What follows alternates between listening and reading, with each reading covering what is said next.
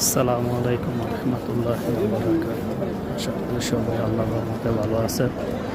তো আমার ভিডিওটা সবাই শেয়ার লাইক দিবেন। আল্লাহর ঘর আমি বেশিরভাগই হারামের আল্লাহর ঘরের ভিডিও দিই।